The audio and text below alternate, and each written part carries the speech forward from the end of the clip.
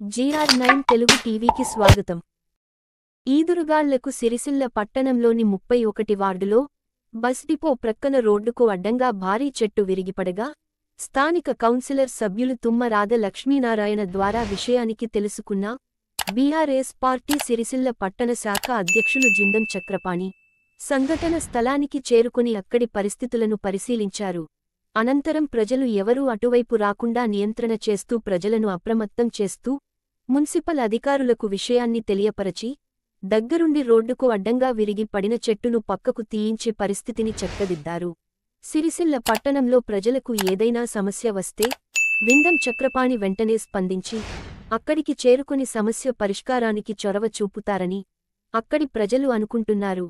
ఆయన వెంట BRS party నాయకులు మ్యాన రవి, తుమ్మ రాజు, దిడ్డి శ్రీనివాస్, నంది శంకర్ ప్రజలు ఉన్నారు.